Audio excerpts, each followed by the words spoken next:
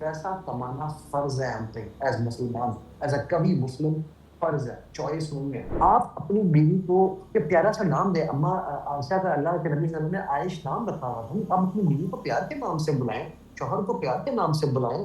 Relationship को एक ship से तशबीह दी। उन्होंने एक बड़े खूबसूरत मिसाल से बयान किया कि अगर आप रिलेशनशिप के लफ्ज़ को दो हिस्सों में तकसीम कर दें तो ये बनता है रिलेशन और शिप। क्योंकि उस बीमारी का इलाज हकीम लुक़मान के पास भी है, जो कि रिश्तों की सबसे बड़ी तोड़ की बीमारी है। जानते हैं कौन-सी बीमारी हो सकती है जिसका इलाज हकीम लुक़मान के पास ना हो? मर्द की इनकम इतनी नहीं है और ख़ातून को अगर कंट्रीब्यूट करना पड़ता है तो उसका क्या मिजाज होना चाहिए। देखिए, अल्लाह के नबी सल्लल्लाहु अलैहि वसल्लम ने 4 चीज़ें कही हैं ना, शादी के लिए औरत ने 4 चीज़ें देखनी है। आखिरी में एक स्टेटमेंट पढ़ी थी, "if you love something set it free.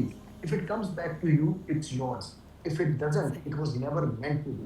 यहाँ हर वो शादी करके जब मैं आई थी, तो हर वक़्त यहाँ यही था कि बच्चा नहीं करना, कि जब तलाक होती है, तो फिर वो कैसे होनी चाहिए? अगर तलाक तक जाना ही पड़े, तो कैसे जाना चाहिए? अस्सलामुअलैकुम। ब्रंच टाइम में मेरे तमाम देखने वालों को बहुत बहुत खुशामदीद। कैसे हैं आप सब लोग? उम्मीद करते हैं सब खैर खैरियत से होंगे। गुज़श्ता प्रोग्राम में हमने एक बड़े अहम मौजू के ऊपर गुफ्तगू की कि रिलेशनशिप क्या वजह है कि उनकी नाकामी के, क्या वजह है कि आज के इस ज़माने में, आज के इस दौर में रिलेशनशिप्स के नाकाम होने की शरह बहुत बढ़ गई है। और अल्हम्दुलिल्लाह आप सबकी जानिब से हमें बहुत से मस्बत पैगामात मौसूल हुए, बहुत सारे सवालात मौसूल हुए, जिससे हमें अंदाज़ा हुआ कि ये महज़ एक मौजू नहीं, बल्कि हर घर से जुड़ा एक बहुत अहम मसला है। गुज़िश्ता प्रोग्राम में हमारे साथ मौजूद मुअज़्ज़िज़ मेहमान माइंड इंजीनियर मोहम्मद अली साहब ने रिलेशनशिप को एक शिप से तशबीह दी। उन्होंने एक बड़े खूबसूरत मिसाल से बयान किया कि अगर आप रिलेशनशिप के लफ्ज़ को दो हिस्सों में तकसीम कर दें तो ये बनता है रिलेशन और शिप। यानी रिश्ता एक कश्ती की मानंद है। अगर ये कश्ती जब ज़िंदगी के समंदर में होती है तो उसमें लहरें भी आएंगी, उसमें तूफ़ान भी आएगा, उसमें खुशगवार वक्त भी आएगा, उसमें मुश्किल वक्त भी आएगा।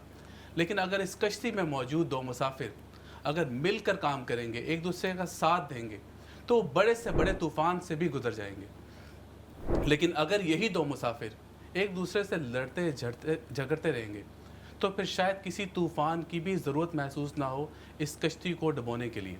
हम आज हमारे साथ फिर खुशकिस्मती से हमारे मुअज़्ज़िज़ मेहमान माइंड इंजीनियर मोहम्मद अली साहब मौजूद। गुफ्तगू का सिलसिला इसी प्रोग्राम की कड़ी को आगे बढ़ाएंगे। मोहम्मद अली साहब बहुत शुक्रिया, एक दफ़ा फिर आपने इस्लाम चैनल के लिए वक्त निकाला।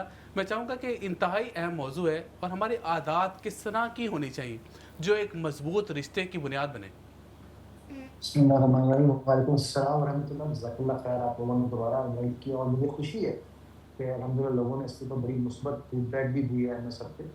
तो आपका जो सवाल है ना, यार, उसके लिए मुझे हकीम लुक़मान के पास जाना पड़ेगा, क्योंकि उस बीमारी का इलाज हकीम लुक़मान के पास भी है, जो कि रिश्तों की सबसे बड़ी तोड़ की बीमारी है। जानते हैं कौन-सी बीमारी हो सकती है जिसका इलाज हकीम लुक़मान के पास ना हो?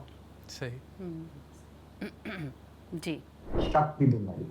उफ, बेशक। किसी भी रिश्ते की जो असल आकाश बेल है, जो असल पैरासाइट है, वो है ना, क्या कहते हैं, जड़ों को तोड़ने वाली चीज़, वो है शक का बीज।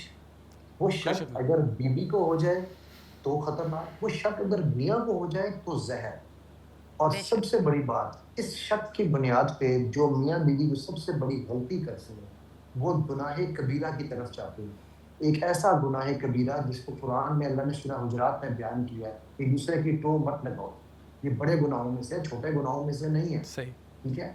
फिर वो एक-दूसरे की टोक लगाते हैं। उनकी बीवियों में कहती है, "मेरा हक क्या मैं इसका फ़ोन देखूँ? मेरा हक क्या मैं इसका व्हाट्सएप।" भाई, जिस चीज़ का मेरा रब पर्दा रख रहे हैं, अगर रख रहे हैं, किसी सुभान वजह से, अल्लाह। तो तुम कौन होती हो उसका हक देखने वाला, उसका अपना तुम्हें ये हक देने वाला कौन है? तुम बीवी हो, वो नहीं हो, या रब नहीं हो। तुम शौहर हो, बीवी के मालिक नहीं हो। ये दोनों बेशक। चीज़ों के लिए चीज़ समझनी बड़ी ज़रूरी है कि आप, अच्छा, फिर ये सिर्फ़ अपने शौहरों के साथ नहीं हो रहा होता है, ये बच्चों के साथ, मैं आपको छोटी-सी एग्ज़ाम्पल देता हूँ। मेरे घर में मेरे साथ हम सब बच्चों के और मेरे हम सब के फ़ोनों पे एक ऐप इंस्टॉल्ड है, जिसमें बच्चों को पता होता है मैं किस वक़्त कहाँ हूँ, मुझे पता होता है मेरा कौन-सा बच्चा कहाँ है। जब तक वो अंडर 18 थे, तो एक उनके साथ एक एग्रीमेंट के साथ एक ऐसी ऐप्स इंस्टॉल थी जिसमें उनके मैसेजेज़, उन चीज़ों का मुझे अंदाज़ा होता था, मैं चेक कभी नहीं करता था। सही। अगर कोई खबर रेड रेड फ्लैग आता था, तो सिर्फ़ मैं वो मैसेज सुपरविजन देखता है। था। जी। सुपर विजय थे और वो उनको पता था, उनकी इजाज़त से, वो उनको छोटे थे तो भी उनको पता था। ठीक है, अव्वल तो 14 साल से पहले, 15 साल से पहले तो फ़ोन दिया ही नहीं था। जब बच्चों दूसरे स्कूल में हुई हुई तो कॉलेज में जाने की, तो वहाँ पे दी थी। बिल्कुल ठीक। सेकंड, इसी तरह आज भी उस ऐप से मेरी बीवी को, मेरे बच्चों को पता है मैं इस वक़्त कहाँ बैठ के आपसे बात कर रहा हूँ। मुझे पता है मेरा बेटा कहाँ है, बेटी कहाँ है, मेरी बेगम कहाँ है, मेरे दूसरे बच्चे कहाँ हैं, मेरी वालिदा कहाँ है, उनको मेरा पता है। तो ये जो है ना, ये टोल लगाना नहीं है।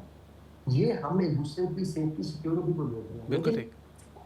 वो बीवियाँ जो मेरे पास कई दफ़ा आती हैं, या वो शौहर इवन जो मेरे पास आके कहते हैं कि हमने उसके फ़ोन में सॉफ्टवेयर इंस्टॉल किया था, उससे हमने सारी रिकॉर्डिंग कर ली। मैं ओह! तो कहता हूँ यार शाबाश, बहुत नेक काम किया। इसके ऊपर तो आपको जो है ना वो सोने का नहीं, किसी और चीज़ का ताज पहनाना चाहिए, बिकॉज़ हीरों का। ये हीरो से वो बड़ी चीज़ हो तो प्लैटिनम का पहना दें उनको आप, ठीक है? बिकॉज़ ये वो चीज़ है कि आप इफ यू, मैंने ना आखिरी में एक स्टेटमेंट पढ़ी थी, if you love something set it free, if it comes back to you it's yours, if it doesn't सही। It was never meant to be. आप किसी को यहाँ से पकड़ के अपने साथ प्यार मोहब्बत के रिश्ते में नहीं बांध सकते। जिसने चीटिंग करनी है, आपसे फरिश्तों को भी इल्म नहीं होगा, वो चीटिंग करके आ जाएगा, बिल्कुल सही। ठीक है? या आ जाएगी। मेरे पास दोनों साइडों की एग्ज़ाम्पल्स लाइव मौजूद हैं, लेकिन ठीक अली भाई एक एक इंतहाई अहम सवाल कि जनरली रिलेशनशिप्स में मेरा ख्याल है कि वो ज़रूरत नहीं होनी चाहिए कि ट्रस्ट डेफिसिट इतना हो जाए कि आपको एक दूसरे को चेक करना पड़े। आप दोनों की कम्युनिकेशन इतनी ओपन होनी चाहिए। मैं क्यों अपना मोबाइल अपनी बीवी से छुपाऊँ? जब मियाँ बीवी एक दूसरे का लिबास हैं, तो फिर क्यों आपको मोबाइल या अपनी चीज़ें, अपना बैंक अकाउंट ब्रिलियंट। चीज़ें छुपानी पड़े? आपका ट्रस्ट उस लेवल का होना चाहिए कि ज़रा आपको ज़रूरत ही ना हो। आपने वो बात की है जो मैं अभी कहने जा रहा था, माइंड रीडिंग शुरू कर दी है आपने मेरी, ठीक है? मेरा पासवर्ड मेरे घर के हर फर्द के पास है, मेरे फ़ोन का, सही। ठीक है? मेरे पास किसी का नहीं, हालाँकि सब मुझे देते हैं, मैं भूल जाता हूँ, कहते हैं अब्बू आपको दिया होता, मेरी बेटी आपको बताया होता, मैं कहता हूँ यार मैं याद नहीं रखना चाहता, because I know I trust you. मेरा पासवर्ड सबके पास है, बेटा आया, बीवी आई, बेटी आई, उठा के फ़ोन खोलने शुरू हो जाता हूँ, बिल्कुल ठीक ठीक। है? I have nothing to hide. Exactly. Exactly.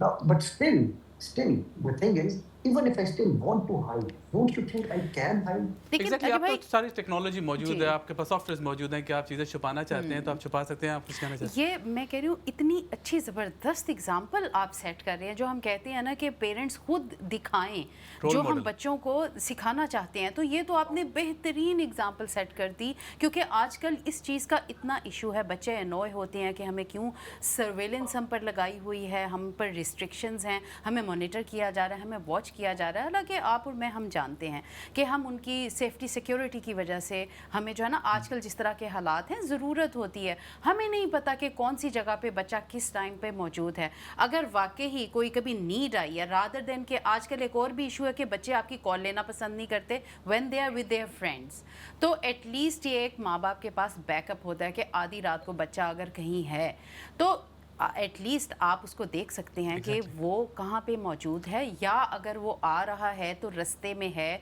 या नहीं है, कहीं फंस गया है। तो this is their safety and security और पेरेंट्स का पीस ऑफ माइंड है। ये आपने बड़ी अच्छी एग्जांपल सेट और एक की और है। चीज़ मैं इसके अंदर शम्सा ऐड करना चाहूँगा जी। कि नॉर्मली ये सिर्फ बहुत सारे पेरेंट्स सिर्फ इसलिए नहीं सेफ्टी सिक्योरिटी की वजह से नहीं करते, बाज़ वक़्त पेरेंट्स ज़्यादा वो हद भी क्रॉस कर लेते हैं कि जी। बच्चा अनकंफर्टेबल हो जाता है। और रिलेशनशिप ऐसा होना चाहिए पेरेंट्स और बच्चों का भी कि बच्चा कहीं पे भी मौजूद हो, अगर उसके अंदर पेरेंट्स की कॉल आ रही है तो उसको हेजिटेशन ना हो कि मैं अपने फ्रेंड्स के साथ हूँ तो मैं क्यों मदर से बात करूँ, एग्जैक्टली। क्यों मैं अपने बाप से बात करूँ उस वक्त। वो रिलेशनशिप फ्रेंडशिप ऐसी होनी चाहिए कि बच्चा ओपनली अपने माँ बाप से कहीं पे भी मौजूद हो तो बात कर सकता हो। लेकिन अली भाई एक और अहम सवाल, हमारी सोसाइटी का एक हिस्सा है, वो एक अलमिया है कि हम समझते हैं जो मर्द है ना वो औरत से बहुत बुलंद है, औरत को वो रिस्पेक्ट नहीं दी जाती। हम समझते हैं जी मैं मर्द हूँ तो मैं यहाँ पे हूँ, औरत यहाँ पे है। तो उस सूरत हाल में ये क्या इस्लामी माइंडसेट है, क्या ये सही माइंडसेट है? औरत और मर्द का रुतबा क्या होना चाहिए आपस में, क्या वो बराबरी का एक रिश्ता है या नहीं? तो मैं इसमें एक आपकी करेक्शन करना चाहूँगा, बिकॉज़ ये एक ऐसी थॉट है जो हमें यहाँ समझाई जा रही है कि ये शायद हमारे मुआशरे में है। भाई जिस मुआशरे में आप बैठे जी हैं, जी। यूके के मुआशरे में, वहाँ पर भी यही है, अनफॉर्चुनेटली। यूएस में भी यही है। ये एक it's a world wide phenomena, and Islam was the first religion जिसने इस फिनोमेना को ब्रेक किया था। सही। ये सदियों से चलता आ रहा है और ये शायद सदियों तक चलता रहेगा जब तक हम इस्लाम को समझेंगे नहीं। बिल्कुल ठीक। ना होता ये है क्यों? अच्छा देखें, जब अल्लाह ताला ने हमें कहा कि जी मैंने आपको कव्वाम बनाया मर्द को, तो कव्वाम का मतलब है हिफाज़त करने वाला, कव्वाम का मतलब है उसकी किफ़ालत करने वाला, कव्वाम का मतलब है उसकी मेंटल पीस देने वाला।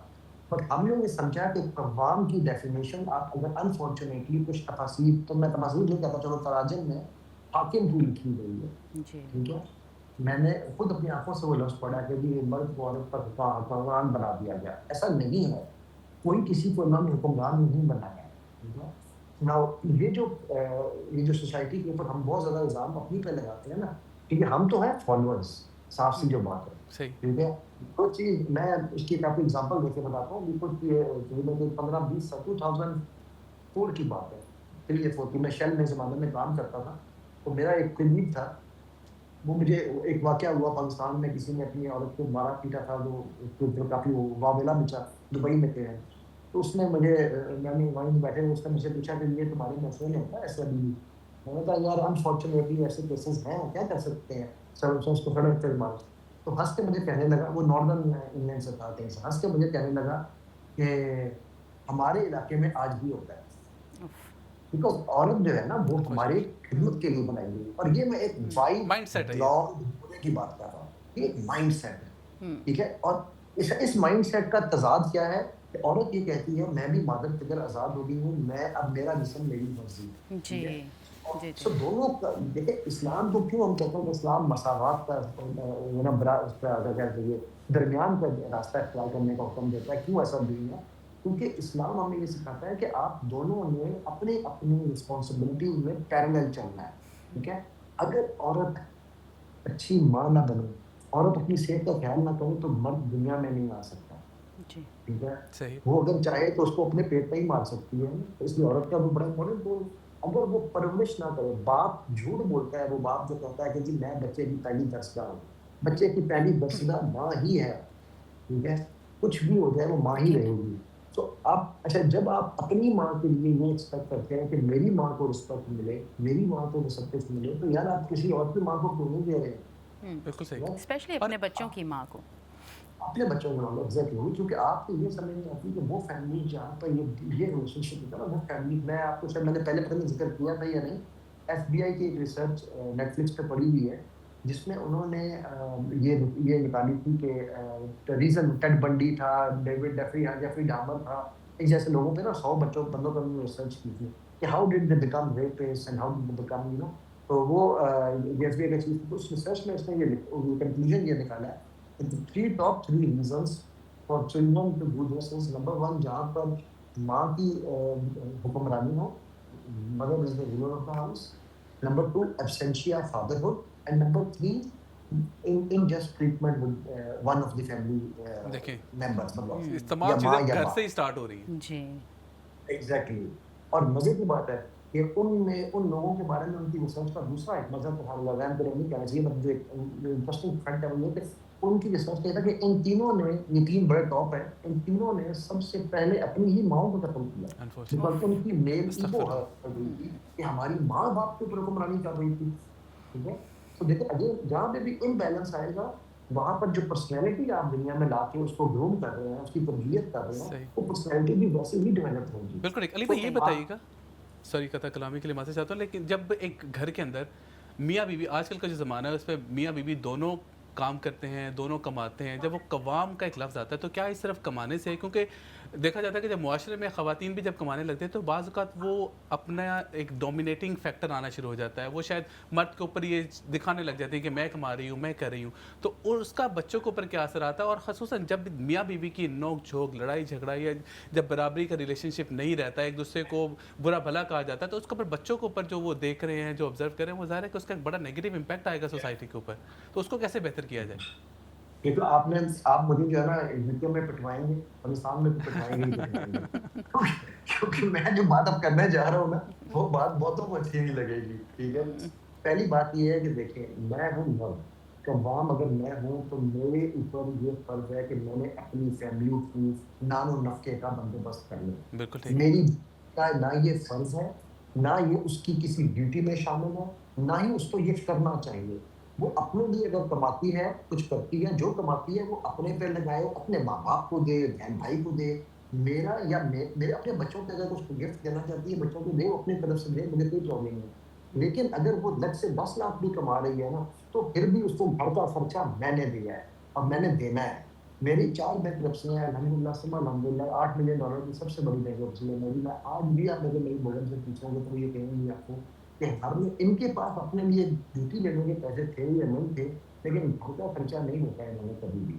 तो ये मेरा फ़र्ज़ है। मेरी बेगम को बस पैसे बिल्कुल थे, वो ठीक। कहने लगी कि आप ये पैसे रख लें और इससे हम अभी तो 6 महीने साल चलाते हैं। तो मैंने उसके बाद मैंने कहा जब तक मुझे मेरे रब ने हाथ पैर और अकल शऊर और ये इल्म और ये सब कुछ दिया है ना, तो मेरी रिस्पॉन्सिबिलिटी है तबाह कर लाना, आपकी नहीं है। ये आपके जी। पैसे में बिल्कुल आप ठीक। आपको जहाँ दिल करे इन्वेस्ट करें, राइट? नाउ जब आप ये रोल क्लैरिफाई कर लेंगे, तो ये होता ये है कि वो औरत, मैं आपको यही बता रहा हूँ, जो औरत कमाने के बाद उसको कहते हैं ना दिमाग में चढ़ जाता है कि मैं कमा रही हूँ, उस औरत का मर्द उसको तरसा के देता है। ये भी मैं आपको बता दूँ। बहुत सारे मर्द ऐसे होंगे जो उस औरत को हर चीज़ में सवाल-जवाब करते होंगे, नेक निकालते होंगे। हुँ। अल्टीमेटली जब वो कमाती है तो बताती है, ठीक है, मुझे तुम्हारी क्या ज़रूरत है? मैं इंडिपेंडेंट हो गई हूँ, अच्छा राइट? अली भाई, यहाँ पे मैं एक और चीज़ ऐड करना चाहूँगी। आजकल का जो ज़माना चल रहा है, दौर चला है, स्पेशली जो हम यूके में रह रहे हैं, यहाँ पे जो इनकम है, एक बंदे की इनकम से आप एक house hold, healthy house hold नहीं चला मुश्किल सकते, है। या बहुत मुश्किल हो गया है। स्पेशली लंदन का जो लाइफस्टाइल है, लंदन का स्पेशली जो लिविंग है, रेंट्स बहुत एक्सपेंसिव हैं। स्पेशली अगर बेसिक नीड्स की तरफ भी जाएं तो इट्स वेरी वेरी डिफ़िकल्ट कि एक बच्चा, एक मर्द जो है ना वो उसकी एक पे से, एक तनख्वाह से आप जो है ना वो घर ख़रीद सकें या घर का किराया दे सकें, या अगर वो किराया अफोर्ड करता है तो बाकी वो एक्सपेंसेस अफोर्ड नहीं कर पाता। तो आजकल बहुत ज़्यादा देखने में आया है कि हाईली रेकमेंड किया जाता है कि जो खातून या बच्ची या लड़की वो अपने लिए पसंद कर रहा है और उसके पेरेंट्स भी उसको एनकरेज करते हैं, वो भी जो अपनी बहू तलाश कर रहे हैं वो ऐसी हो जो प्रोफेशनल हो, काम करती हो। तो चलिए यहाँ तक तो बात समझ आती है, ठीक है। लेकिन इसके आपको क्या लगता है कि इसमें आगे मसाइल ज़्यादा बढ़ने वाले हैं हमारी न्यू जनरेशन के लिए? जी, क्या वो बैलेंस बिल्कुल। कर पाएँगे इस चीज़ को? जी, सबसे बड़ी बात ये है कि हम जब अपनी चादर से ज़्यादा में मैं अगर वेरी यूके ट्रू। की सोसाइटी को एनालाइज़ करूँ ना, मैं अभी वहाँ से आपको पता है मैं वहीं पे था, आपके स्टूडियो में भी आया था, ठीक है? तो मेरा बड़ा दिल दुखा, बहुत ज़्यादा दिल दुखा। हुँ, ये बच्चे जब वो जनरेशन जिस जनरेशन को मैं ये सोचता था कि ये तो इल्म के दोस्त होंगे, वो इल्म के दुश्मन हैं। यूनिवर्सिटीज़, कॉलेजेस वगैरह में, स्कूलों में वो नहीं पढ़ रहे। वो किस पे खुश हो रहे हैं, हम एज़डा की डिलीवरी कर रहे हैं, हम फलाने की डिलीवरी कर रहे हैं, गाड़ी उन्होंने रखी हुई है महँगी, उसकी वो किस्त दे रहे हैं, ठीक है? राइट, ये उनकी ज़रूरियात नहीं है, ये उनकी ख्वाहिशात हैं, ठीक बेहतरीन। है? बेशक। और अल्लाह ताला कुरान में कह रहा है ना कि तुमने शख्स को देखा है जो अपनी ख्वाहिशात का गुलाम बन गया है, ठीक है? तो जब आप ख्वाहिशात के पीछे चलेंगे तो उसका कोई there is no end to to greed, there is an end to need, ठीक है? तो आप जब तक उनके लिए चलेंगे तो फिर आपके लिए कभी पूरा नहीं पड़ेगा, नंबर 1। नंबर 2, जो मैंने पहले बात की है उसी को रिपीट करूँगा। और अगर कमा कर ला रही है ना, तो ये और वो मेरे साथ कंट्रीब्यूट कर रही है, तो ये उसका मुझ पर एहसान है। मुझे ये एहसान मानना है, ठीक है? कि वो ये कंट्रीब्यूशन कर रही है। अब जब हम रिश्ते की बुनियाद इस कंट्रीब्यूशन पे रख रहे हैं, तो फिर तलाक़ें क्यों बढ़ रही हैं इसका जवाब मैं नहीं दूँगा, वो आप देंगे, यकीनन, ठीक है? यकीनन। क्योंकि हमारी बुनियाद देखिए अल्लाह ने इस दुनिया में 4 चीज़ें कही हैं ना, शादी के लिए औरत ने 4 चीज़ें देखनी है या स्पाउस में कह लेते हैं, ठीक है? तो उनमें बिल्कुल वो नस्ब है, पैसा है, सब शक्ल-सूरत है, लेकिन सबसे ऊपर क्या है कि आपका उसका ईमान कैसा है, उसका दीन कैसा है, राइट? बिल्कुल, ना बिल्कुल। या किरदार कैसा है, आप तरबियत कैसी है? वही वही वो सब उसी हाँ, में आ गया ना, वो सब उसी में आ गया। तो आप उसको छोड़ के आप उसके पैसे को देख रहे हैं कि वो आई हो तो वो कहते हैं आए हो तो क्या लेके आओगे, जाओगे तो क्या दे के जाओगे, ठीक है? जी, और फिर आप सही। कंप्लेन करते हैं कि जी कि इसको तलाक़ें बड़ा बढ़ रही मेरे हैं। पास अभी रिसेंट एक केस मैंने क्या क्या हटाऊँ मैं आप ही के शहर का केस है, ठीक है? तो वो कहेगी ये मेरी बहू जो है ना ये बहुत ही लक्चरी है, 4 पैसे क्या कमाती है, हम पर एहसान चढ़ाती है कि मैं घर के लिए दूध लेके आई, मैं घर के लिए ये लेके आई। हुँ, मैंने उसकी बहू से बात की, मैंने कहने लगा जी बात ये है, यहाँ हर वो शादी करके जब मैं आई थी तो हर वक़्त यहाँ एक ही था कि बच्चा नहीं करना, हमारे पास पैसे नहीं हैं, वो रुक जाओ। फिर जब बच्चा हो गया, तो अब उसके दूध का खर्चा बढ़ गया, पैम्परों का खर्चा बढ़ गया, तो मैंने अल्टीमेटली काम शुरू किया कि यार मैं अपने बच्चे के खर्चे तो खुद उठाऊँ। अब मैं वो खर्चे उठा रही हूँ, तो भी इनको प्रॉब्लम हो रही है मेरे साथ कि ये हुँ, तुम लाके हम पर एहसान करती हो। अच्छा वो कहती है कि मैं अभी जिस टाइम जहाँ पे मेन झगड़ा उनका हो रही जब मेरे पास वो केस लेकर आई, उस दिन उनकी एंड हो गई थी। एंड किस बात को हुई थी मैं आपको बताऊँगा, आप हँस-हँस के पागल हो जाएँगे। एंड क्या हुई थी कि उस दिन रात को सास-बहू की आपस में कुत्ते-बिल्ली की तरह लड़ाई हुई थी। किस बात पे? कि सास ने बच्चे का दूध उठाया, उसने फीडर में बनाया हुआ था, उस दूध को उल्टा के उसने फिर चाय बना ली थी, ठीक है? और अपना दूध वो 2 दिन से लेकर नहीं आ रही थी और बच्चे के पास रात को पीने के लिए दूध नहीं था। अब यहाँ बहू ने वो कहा कि आपने ये दूध क्यों लिया? उस पे सास चढ़ गई और वो कि ये बदतमीज़ औरत है, उसको तलाक दे दो, अपने बेटे को कह इसको निकाल दो घर से, इसको तमीज़ नहीं है। मतलब आप इमेजिन करो कि जब पैसा हमारा रिश्ता जोड़ने वाला बन सकता है या बनाने की कोशिश की जाएगी, तो क्या वो पैसा रिश्ते जोड़ेगा? यहाँ मैं एक मिसकंसेप्शन और भी दूर कर दूँ। पैसा कमाना फ़र्ज़ है हम पे एज़ मुसलमान, एज़ अ कवि मुस्लिम फ़र्ज़ है, चॉइस नहीं है। बिल्कुल ठीक। अल्लाह के जी। कुरान में अल्लाह ताला जब कह रहे हैं ना अपने बच्चों के लिए, अपनी बेटियों के लिए जब स्पाउस देखो, तो उसकी जो डेफिनिशन बता रहे हैं, अगर आप उसको डिटेल से पढ़ें, तो उसमें क्लियर लिखा हुआ है कि वो फिज़िकल, फाइनेंशियल एंड इमोशनल तीनों।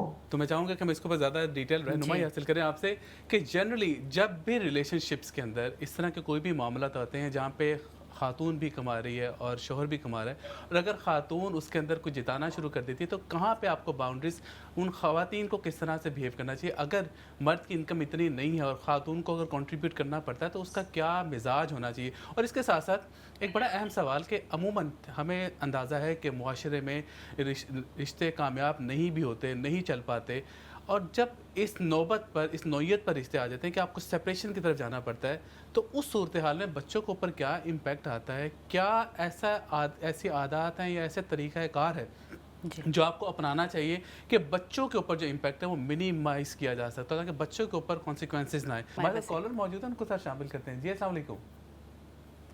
सलाम जी, आपके मेहमान जो बात कर रहे थे उनसे एक सवाल करना था प्लीज। जी, जी, ज़रूर। पूछिए।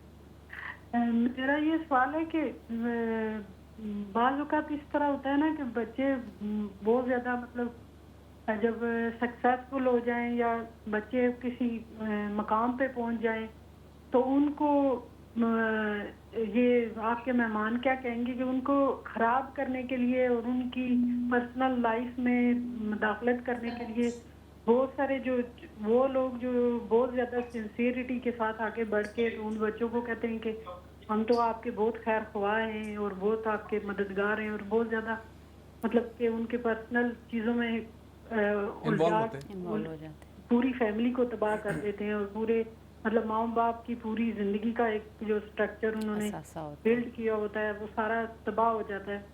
तो ये चीज़ें भी बहुत सारी मैंने देखी हैं, मतलब मेरे अपने एक्सपीरियंस में बहुत सारी चीज़ें हैं, तो बिल्कुल इनके ठीक है। तो बारे आप में। बेसिकली, आपका सवाल ये है कि अगर कोई रिलेशन, जो अगर बच्चा कोई कामयाब हो गया और उसके दरमियान में कोई ब्रेन वॉशिंग कर रहा है, आपकी वैल्यूज़ को अगर नहीं, ख़राब कर रहा है। अपने मतलब वो जो वो बहुत ही करीबी लोग जो सास ससुर भी हो सकते हैं, देवर भी हो सकते हैं, कोई बहन भी हो सकती है, बहुत करीबी रिश्तेदार जो हैं वो बहुत ज़्यादा इस तरह बच्चों को इंटरफेरेंस ख़राब कर रहे करने थे। की और उनके मतलब रास्ते की रुकावट बनते हैं, और सही। माँ बाप को बहुत ज़्यादा जो है ना टॉर्चर करने की कोशिश करते हैं। तो जेलसी ये भी होती है बहुत ना सारी कि बच्चा चीज़ें हैं। आगे और निकल बिल्कुल गया है, पेरेंट्स पढ़ के लिए लिख ज़्यादा गया है। मुश्किलात हो जाती हैं। आपका सवाल आ गया, एक और कॉलर हमारे साथ मौजूद हैं, उनको भी साथ प्रोग्राम में शामिल करते हैं, देखते हैं वो क्या कहना चाहते हैं।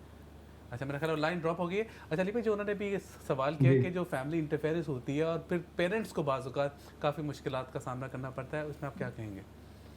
देखिए यार, इसमें ना बड़ा सिंपल सा है, जुदा हो दीन सियासत से तो रह जाती है चंगेज़ी। ठीक है?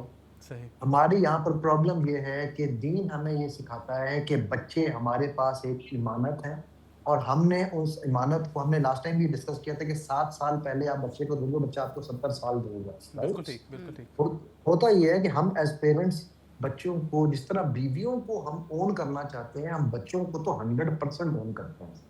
कि ये तो मेरी प्रोडक्ट है, माँ हो या बाप हो, वो समझते हैं ये मेरा बच्चा है, मेरी प्रोडक्ट है। भाई तुम खुशकिस्मत हो, तुम्हारे पास एक अमानत अल्लाह ने दे दी, ठीक है? इससे ज़्यादा तुम्हारा उस पे कोई हक नहीं है। तरबियत करने का तुम्हें अल्लाह ने हक दिया कि तुम उनको तरबियत करो। तरबियत कैसे करनी? जैसे मेरे नबी सल्लल्लाहु अलैहि वसल्लम ने करके सल्लल्लाहु अलैहि दिखाई। मैं वसल्लम। बस बेताजा एग्ज़ाम्पल्स बता दूँ। ना होता क्या है कि अब चूँकि आप बच्चों को पोज़ेस कर रहे होते हैं, स्पेशली हमारी माँओं की ये प्रॉब्लम है। उन्होंने बच्चों को इतना पोज़ेस किया होता है कि जैसे ही उसकी शादी होती है ना बच्चे की, तो उनको लगता है ये टग ऑफ वॉर में, ओश! ये तो मेरे हाथ से निकल गया, ठीक है? अब जब वो हाथ से निकल गया का फ़ियर आता है, तो फिर पोज़ेशन बढ़ता है। अब उसमें बच्चा एक, क्योंकि बच्चे को उसकी माएँ कहती हैं, हम स्पेस देती हैं, लेकिन वो एक्चुअल स्पेस नहीं दे रहे होते, तो बच्चा एक टग ऑफ वॉर में आ गया। अब इस टाइम पे वो बच्चा वल्नरेबल है, क्योंकि ज़ाहिर है वो बच्चा बच्चा है, अभी वो 50 साल का आपकी उम्र का नहीं हुआ, वो 28, 25, 30 का भी हो, तो अभी भी उसका तजुर्बा कम है। अब जब वो वल्नरेबल है, तो वो किसी न किसी के पास जाके किसी न किसी कंधे पे सर रख के रोएगा। वो जिस कंधे पे सर रख के रोएगा या जो उसके साथ हमदर्दी करेगा, वो चाहे सास-ससुर हो, देवर-नंद हो, चाहे वो बहन-भाई हो, चाहे वो एक दूसरी औरत ही क्यों ना हो, ठीक है? जब मियाँ-बीवी और सास आपस में लड़ रही हैं, अब उसको एक तीसरा कंधा मिल गया है, तो वो उस कंधे की तरफ नेचुरली अट्रैक्ट होगा ही होगा, क्योंकि उस कंधे से उसको कंफर्ट मिल रहा है। सही। होना ये चाहिए कि आप पोजेशन की वॉर की बजाय गिविंग के स्टाइल में आए, ठीक है? कि आई बेटा, I give you unconditional love. अच्छा, अब उन बच्चों को भी ये समझना जरूरी है कि हम जो है आखिर हमें सही और गलत का कैसे करना है। मेरे माँ बाप से ज्यादा मेरे लिए कोई अहम नहीं। सिंसियर कोई नहीं हो सकता, बेशक। ठीक है? किसी को मेरे माँ बाप से ज्यादा खुशी नहीं होगी, किसी को मेरे माँ बाप से ज्यादा फिक्र नहीं होगी। मेरी माँ, मैं अल्हम्दुलिल्लाह फिर भी ठीक हो चुका हूँ कि मेरी वालदा आज भी मैं लेट जाऊँ तो वो जाग रही होती है, बीवी मेरी सोई होती है, ठीक है? तो वो माँ का जो रोल है वो माँ ही कर सकती है, वो बिल्कुल। कोई और नहीं कर सकती, ठीक ना? लेकिन उसके बावजूद दोनों साइडों को ये जो दरार पड़ती है, ये बताती है मुझे कि रिश्तों में बचपन में कितनी दूरियां थीं। अब जब आप बुढ़ापे में आए हैं और आपको बच्चों की जरूरत पड़ रही है, तो आपको लगता है, फिर आप एहसान जताते, मैंने तेरे लिए ये किया, मैंने तेरे लिए ये किया, मैंने तेरे लिए ये किया। तो नेकी कल दरिया में डाल, एहसान चढ़ाने से आपको क्या फायदा हो रहा है? उसमें बच्चा फिर जो दूसरी साइड है, जो उसके साथ हमदर्दी कर रही है, वो तो कोई एहसान नहीं चढ़ा रही, क्योंकि उसको तो पता है हमने हमदर्दी करके काबू करना, बिल्कुल। राइट? तो इसलिए ये एक खाम खा की जंग शुरू हो जाती है। उस जंग को खत्म करने का बड़ा सिंपल तरीका है कि आप उसको आजादी दे दें। बच्चे सही। को रियलाइजेशन होगी। ये हम पिछली दफा भी, अगर आपको याद हो, एक कॉलर ने इसी किस्म का सवाल किया था। बच्चे को रियलाइजेशन होगी जब उसका अपना बच्चा उसे रियलाइज कराएगा, ठीक है? बिल्कुल सही। मैम, मतलब वो ये रियलाइजेशन होनी बहुत जरूरी है। और अच्छा, बिल्कुल जी सॉरी। जी, आपने बल्कि लास्ट टाइम बड़ा अच्छा कहा था कि नेकी कर दरिया में डाल, कि आप जब भी एक्सपेक्ट हाँ। करना शुरू कर देते हैं तो मसाइल होते हैं। मिसाल हो रही। तो आपने जो पहले एक बात की थी ना कि जो औरतें जो है उनकी कमाई वाला जो झगड़ा शुरू जी, होता है और ये जी, सारी जी। बातचीत शुरू होती है, तो मैं उसमें एक चीज ऐड करना चाहता हूँ, सही। और वो ये है कि औरत जो जताती है उसकी एक वजह तो डेफिनेटली ये है कि वो मैं अपने तजर्बे से बता रहा हूँ, जो मैं केसेस करता हूँ, ठीक है? Maybe I am wrong, I am not going to generalise it, ठीक जी। है? एक तो 100% वही वजह जो आपने बताई कि वो नहीं कर रही होती, एप्रिसिएशन उसकी नहीं मिलती। रिस्पेक्ट नहीं, एप्रिसिएशन नहीं मिल रही होती। हमारे मर्द कंजूस हैं, लड़की कहने को पता नहीं शर्म आती है उनको, ठीक है? एक्नॉलेजमेंट नहीं मिल रही होती वो बेसिकली। इसलिए क्योंकि मर्द आई लव यू कहता है, लेकिन दूसरे की बीवी को ना, अपनी बीवी को कहता है उसको डर लगता है। ठीक है? और अपनी बीवी को थैंक यू बोलते हुए भी डर लगता है, डर लगता है, ठीक है? और उसकी तो एफर्ट्स को एक्नॉलेज करते हुए भी डर लगता है। मतलब आप क्योंकि अगर इनको ये भी कहते हैं कि बहुत शुक्रिया, थैंक यू वेरी मच, आज तुम बच्चे के साथ रात जागी हो, ठीक है, हम आई एम श्योर हस्बैंड्स को वाइफ देख लेती है कि सुबह वो उसने देख लिया कि वाइफ सारी रात जागी है, आप स्निफ कर रहे होते हो कि yes he is quietly acknowledging it कि मैंने रात मेहनत की है। लेकिन अगर वो वर्ड्स में सम टाइम कभी ये बात कह दे, एक्सप्रेस कर दे, तो बिल्कुल। एक्सप्रेस कर दे, तो क्या ज़बरदस्त बात हो जाए। वो तो असल में उसका बिल बहुत ज्यादा आता है ना, वो इतना बिल अफोर्ड नहीं हो सकता। अगर बिल ना है तो फिर तो कह देती। लेकिन जो दूसरी बड़ी वजह है ना, जो बड़ी तो नहीं कहूँगा, दूसरी जो वजह जो मेरे पास केसेस आते हैं, उनमें ही आती है कि वो जो बात अभी खातून ने, कॉलर ने कही थी ना, वो और काम करने वाली औरतों के भी दिमागों में ये बातें चली जाती हैं कि तुम तो कमा के जा रही हो, तुम ये कर रही हो, और फिर वो चूंकि उनकी वो हमदर्दी, वो रिस्पेक्ट घर से नहीं मिली हुई होती, जी। तो वो जाके बाहर वाले की हमदर्दी, रिस्पेक्ट ले लेती है। ये एक समझने के तकरीबन 50% केसेस मेरे पास जो आते हैं, उनमें औरतें ये कहती हैं कि सर हमें घर में एप्रिसिएशन मिल नहीं रही। अब अगर मेरा बॉस अप्रिशिएट कर रहा है या मेरी पीढ़ी अप्रिशिएट कर रही है, ठीक है, तो उसमें क्या गलत है? ठीक तो कर रही हूँ मैं, वो मुझे यही बताते हैं कि जी हम अपना तुम कमा के जा रही है, यू शुड बिकम इंडिपेंडेंट। बिल्कुल सही। हमारे पास कॉलर हैं एक, पहले हम कॉल ले लेते हैं तो फिर हम बात कंटिन्यू करेंगे। जी अस्सलाम वालेकुम। वालेकुम सलाम। मेरे सवाल का मेरा ख्याल है उनको उस तरह उन्होंने नहीं लिया जिस तरीके से लेना चाहिए था। कि मेरा ये सवाल का मकसद था कि जिस तरह हज़रत यूसुफ अलैहिस्सलाम के भाइयों ने उनको किस तरीके से किया, क्योंकि वो पैगंबर की औलाद थे, खुद भी पैगंबर थे, और फिर जिस तरीके से उनके भाइयों ने उनको जिस तरीके से किया वो तो सबको पता है। तो इस तरह के क्राइम्स जो होते हैं सोसाइटी में, वो उसकी तरफ मैं बताना चाहती थी कि मेरा ख्याल है उनको समझ नहीं आई कि मैं अच्छा, जो jealousy वाला मसला यहाँ पे ना मैं प्रोबेबली मैं ये कॉलर को थोड़ा सा एक्सप्लेन करना चाहूँगी अली भाई। मैंने ये अभी रिसेंटली मेरी बड़ी क्लोज फ्रेंड हैं, उनका भी एग्जैक्टली ऐसा ही मसला था। एक्चुअली मैं उसको ऐड करना चाह रही थी कि सिंगल पेरेंट थी, ठीक है, बच्चे पैदा हुए, बहुत छोटे थे, अंडर 5 थे, डिवोर्स हो गई और बच्चे उन्होंने एज ए सिंगल मदर पाले। ये भी था, जो भी इन लॉज थे पास थे, ज़ीरो हेल्प, नथिंग, कभी वो शक्ल भी नहीं उन्होंने दिखाई। आज वो बच्चे अब तकरीबन समझिए 20 साल के बाद जब वो बच्चे जो है वो जवान हो डॉक्टर गए। बन गए हैं, जवान हो गए हैं, दोनों बच्चे डॉक्टर बन गए हैं। बाप उनका उस हॉस्पिटल में एडमिट था जहाँ पे वो बच्चे जो है ना वो जॉब कर रहे थे, प्रैक्टिस कर रहे थे। बाप का उन्होंने बहुत ख्याल रखा, बहुत केयर की। बाप की डेथ हो गई, बच्चों ने अपना फ़र्ज़ अदा किया, उन्हें दफनाया, जो भी। अब क्या हुआ है कि वही जो रिलेटिव्स थे, अब मैं कहना नहीं चाहती, रिश्तों में बदमज़गियाँ बुरा लगता है कि अच्छा फ़ील नहीं होता कि आपकी जो है ना दादी या आपका जो चच्ची हैं, ताया हैं, वो इस तरह आपकी फैमिली आपके ऊपर हावी हो जाते हैं। अब मदर का, जो मेरी फ्रेंड थी, उनकी ये कंप्लेन थी कि अब वो इस तरह मेरे बच्चों की लाइफ में आ गए हैं जैसे ये बच्चे उनके हैं। They have started owning them. अब वो बच्चे बेचारे तरसे हुए इन रिश्तों के, बाप के रिश्ते से तरसे हुए या दादी के प्यार से तरसे हुए, नानी जो है ना, तो वो अब वो उनकी तरफ इतने माइल्ड हो गए हैं, टिल्ट हो गए हैं कि वो अपनी माँ की सुन ही नहीं रहे हैं। और वो obviously at one point, because उन्हें नज़र आया है कि बच्चे जो है ना कामयाब हो गए हैं, बच्चों से हमें फ़ायदा हासिल होगा, तो वो अपने फ़ायदे के लिए, माँ ये समझती है कि वो अपने फ़ायदे के लिए इन बच्चों को अपने साथ अटैच कर रहे हैं। अगर इतना ही कोई प्यार था तो पहले कहाँ थे? तो बेसिकली आई थिंक मिलती जुलती जो कॉलर हैं वो ऐसी ही बात समझाना चाह रही हैं। मेरा ख्याल है मैं इसको ना 2 हिस्से में करूँगा। जो कॉलर वाली बात थी उनकी, वो ये है कि जो बच्चे ड्रग्स वगैरह में या बाहर गलत सोबत में पड़ जाते हैं, जो मैं समझाऊँ अब उनकी कॉल से, वो भी उसमें मैं ऐड कर लेते हैं। वो अगेन उसकी भी रीज़न वही है कि जब आपकी इंटरनल बाउंड्रीज़ इंटरनल जो आपकी जड़ें हैं वो वीक होंगी, तो दरख्त जो है उसकी शाखें बाहर जाएँगी और बाहर की शाख से कोई भी पौधा तो फल तोड़ सकता है, आप उसके ऊपर फिर इल्ज़ाम नहीं लगा सकते, नंबर 1। नंबर 2, ये जो आपका ये जो बच्चों वाला ये जो पॉइंट था, ये रिलेट करता है ज़ैन के अर्लियर सवाल से जो ब्रेक से जाने से पहले उन्होंने किया था कि जब तलाक होती है तो फिर वो कैसे होनी चाहिए? अगर तलाक तक जाना ही पड़े तो कैसे जाना चाहिए? हमारे यहाँ पर प्रॉब्लम ये होती है, मुझे नहीं पता आपकी दोस्त ने कैसे किया, बट मैं आपको जनरली बता रहा हूँ, तलाक का मतलब है कि जानी दुश्मन बन गए। बिल्कुल खानदानी लड़ाइयाँ हैं जो सदियों से चलती आ रही हैं। जी। तो वो फिर बीवी शौहर को गंदा करती है बच्चों के सामने, शौहर बीवी को गंदा करता है। अब बच्चे बच्चे नहीं है, बच्चों को सब समझ आ रहा होता है, ठीक है? तो बीवी जो सिंगल पेरेंट जो भी बनता है वो दूसरे पेरेंट से मिलवाना नहीं चाहता बच्चे को, वो रिस्ट्रिक्शंस डालता है। हालाँकि वो ये भूल जाता है कि उसका बायोलॉजिकल बाप या बायोलॉजिकल माँ है या उसके उन रिलेटिव्स का उतना ही हक है।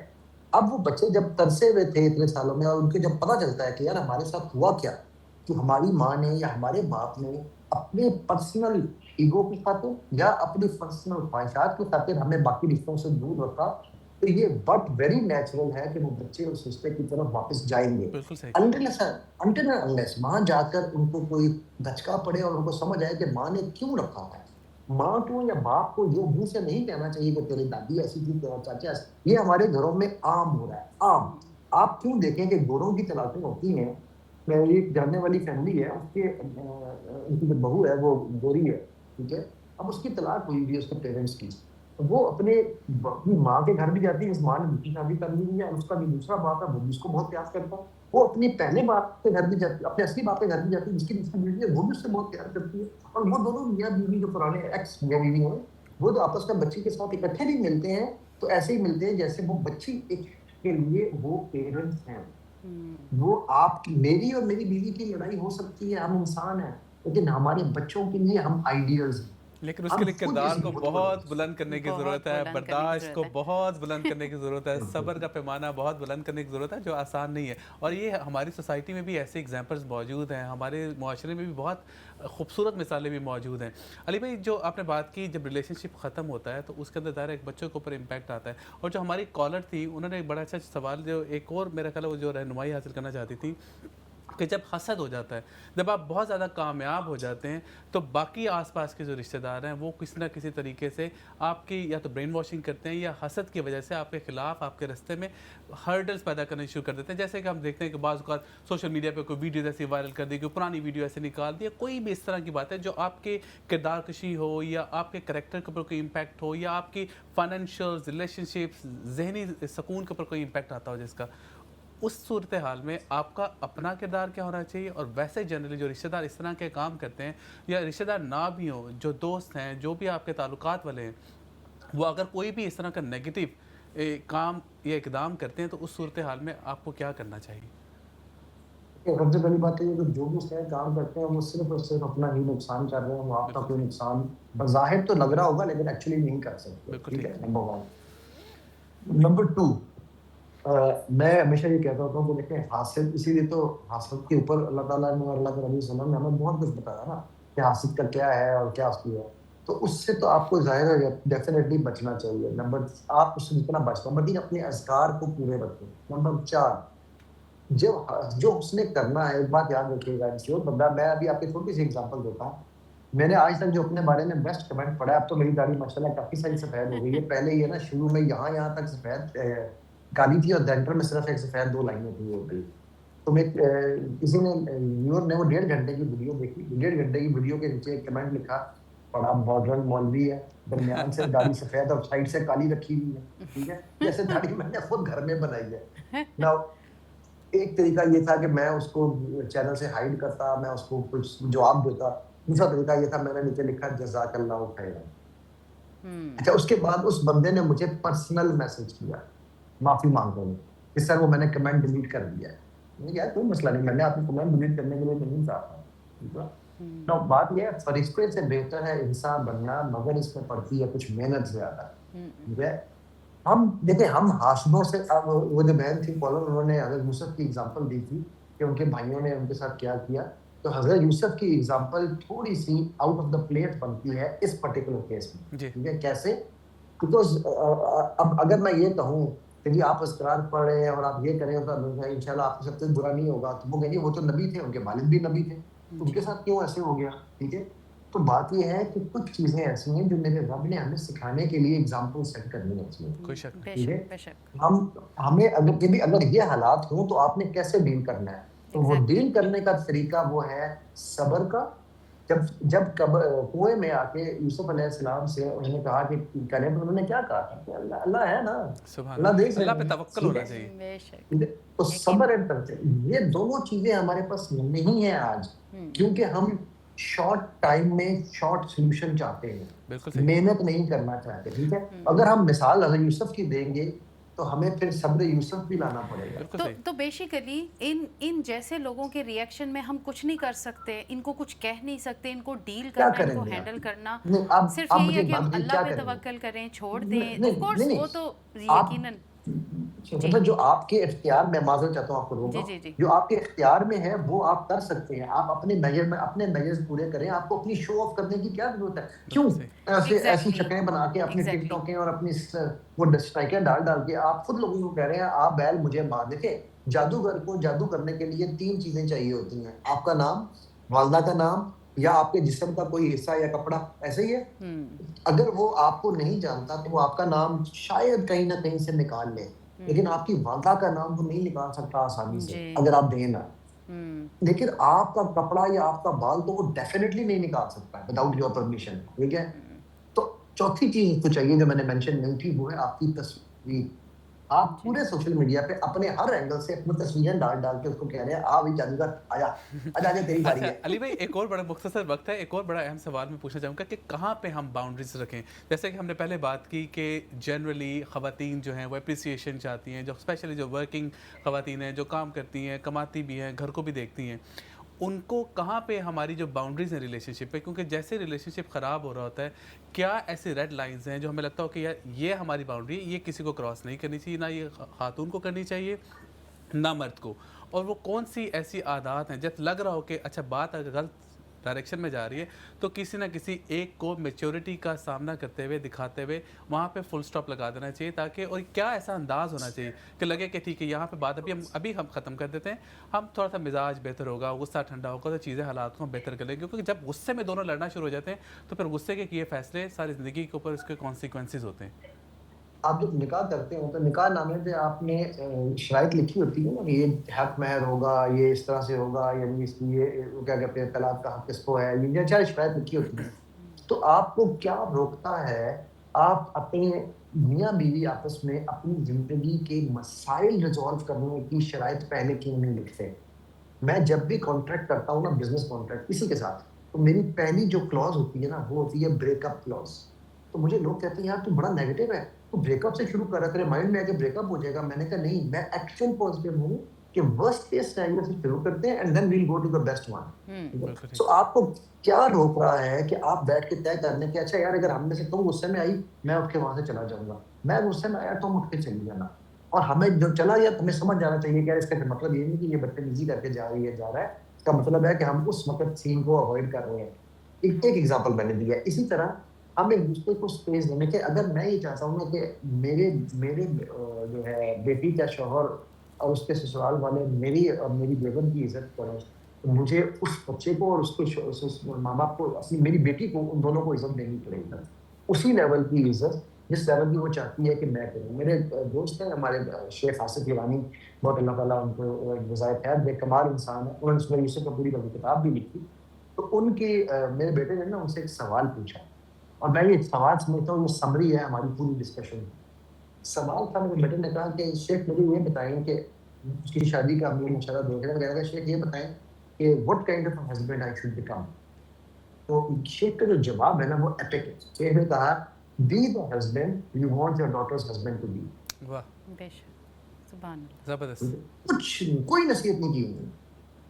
हुँ, मतलब दरिया को कूज़े में बंद कर दिया ना। जी। ठीक है? जैसा आप चाहते हैं तो कि अपनी और बेटी के लिए, वैसा आप किसी की बेटी के लिए बन जाए। हुँ, सिंपल एज़ दैट, ठीक है? सो इनको निबेड़ने का आसान तरीका जैसे हमने कहा पहली बार आप अपने रूल्स लिख लें। दूसरी चीज़ ये तय कर लें कि जब हमने लड़ना है, तो हुँ, बच्चों के या माँ-बाप के सामने लड़ने की बजाय गाड़ी में बैठेंगे, कम से कम 5 मील की ड्राइव करेंगे, उसके बाद गाड़ी खड़ी करेंगे, फिर लड़ेंगे। हुँ। अच्छा अब इस सारे सिनेरियो में क्या होने लगा है कि फिर तो दुनिया आपके देखेगी, फिर सारे लोग तमाशा देखेंगे। आपके इमोशंस ऑलरेडी नीचे आ चुके होंगे। आपका मेन टॉपिक नीचे आ चुका होगा, ठीक है? और आपको वो जो है ना by the time you will reach 5 मील तब तक अभी बात पब्लिक भी होगी, सारा कुछ होगा। आपको उस तरह से नहीं होगा। तीसरा, आप एक-दूसरे को वला तनाबज़ू बिल अल्क़ाब कुरान में अल्लाह ने कह दिया एक-दूसरे को बुरे नामों से मत पुकारो, ठीक है? आप अपनी बीवी को एक प्यारा-सा नाम दें। अम्मा आयशा का अल्लाह के नबी सल्लल्लाहु अलैहि वसल्लम ने आयश नाम रखा हुआ था। आप अपनी बीवी को प्यार के नाम से बुलाएँ, शौहर को प्यार के नाम से बुलाएँ। अपने घर में बुलाएँ, बेशक अपने घरवालों के सामने बुलाएँ। लेकिन क्यों उसको कह रहे हैं बेगैरत, झूठा, ये मुझसे इस तरह ही करता है। Why do you need to display that part of thing जो कि आपके बंद कमरे की डिस्कशन थी। और बिल्कुल तो ये बहुत भी कंजूसी तय ना करो। करें, क्योंकि जैसे कि आपने कहा कि एक दूसरे को आई लव यू कहें, अच्छे एक्सप्रेशंस, अच्छा, यहाँ पे मैं अच्छी चीज़ों को ऐड अप्रिशिएट करना करें। चाहूँगी, बड़ी खूबसूरत बात की है। हमारे प्रोग्राम का टाइम बहुत कम रह गया। इतनी खूबसूरत बात आपने की कि हम जो है ना रिलेशनशिप में लड़ाई को डिस्कस नहीं करते, नेगेटिविटीज़ को डिस्कस नहीं करते। जब भी कोई नया रिश्ता जोड़ रहे होते हैं, हम ये देख रहे होते हैं कि इससे मुझे क्या मिल रहा है, इससे मुझे कितना प्यार मिल रहा है, कितने फ़ायदे मिल रहे हैं। लेकिन हम ये डिस्कस नहीं करते, हम ये नहीं सोचते कि जब कोई नुकसान का वक्त होगा, जब कोई मुश्किल का वक्त होगा, तो उसमें हमने कैसे रिएक्ट करना है, उसमें हमने किस तरह से एक दूसरे का साथ देना है और किस तरह से चलना है, और किस हद तक हमने नुकसान के टाइम पे हमने चलना है। जिस तरह जो है ना खूबसूरत एग्जांपल शुरू में ज़ैन ने दी और हमारे पिछले शो में भी यही था कि एक जो है ना शिप है और उसमें रिलेशनशिप एक जो है ना दरियाई जहाज़ है, उसमें हम बैठे हैं। इसमें डेफिनेटली आई लव यू, मोहब्बत, प्यार, पीस नहीं Appreciation, होगा। acknowledgement।